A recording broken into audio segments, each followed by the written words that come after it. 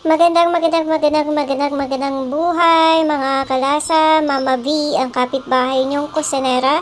Dahil Friday ngayon, tara, samahan niyo po ako magluto ng ginisang munggo. Samahan na rin po natin ng pritong talong at pritong daing na bangus. So ayan, nagpainit na po ako ng mantika.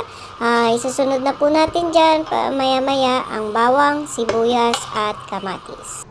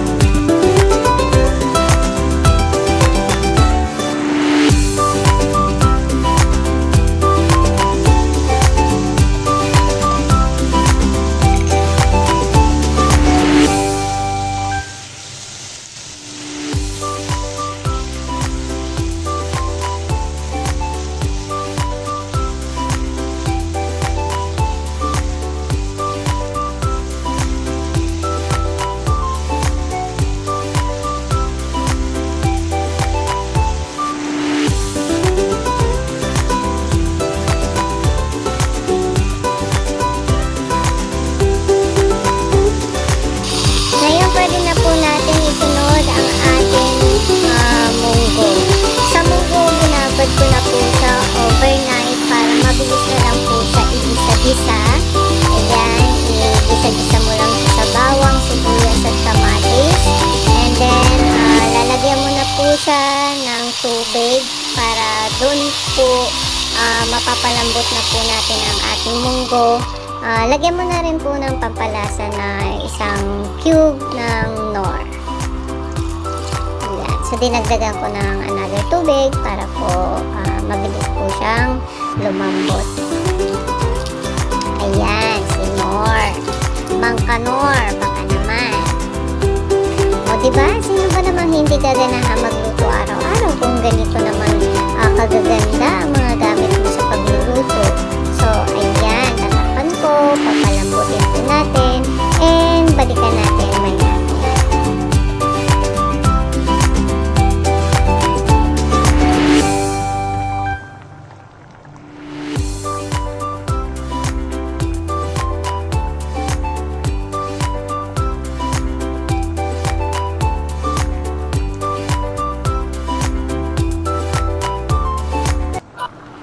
Ngayon, pwede po natin siyang haluan ng meron kaming leftover na pork liempo. Ayan, dagdag pampalasa.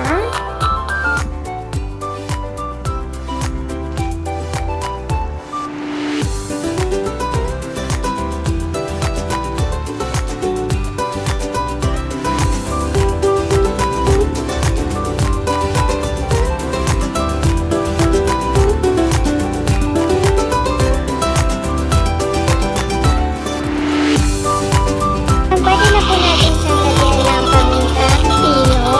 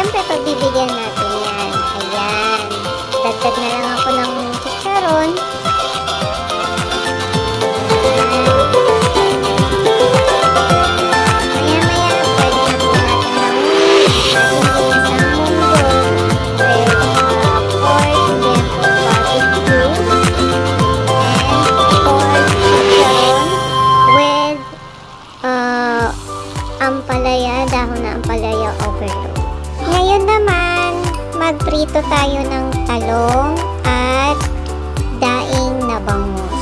Ayan, lagyan natin na ulit ng mantika.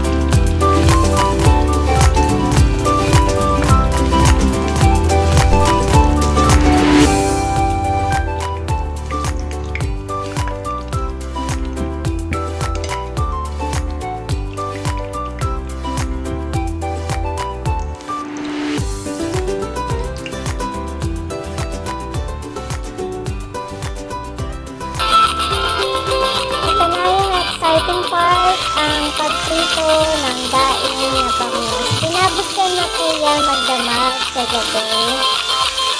Ayan. Tinimplahan ko sa suka, maraming bawang, maraming paminta, magic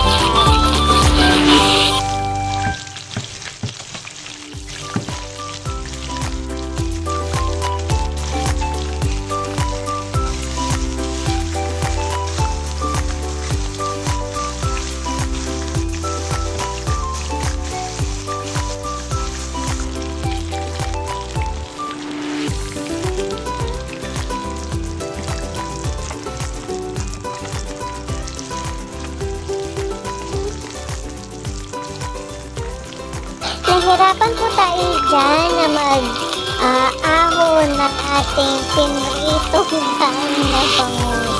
So ako tawang-tawa po ako sa part na yan kasi kailangan ko gumamit ng dalawang sandok.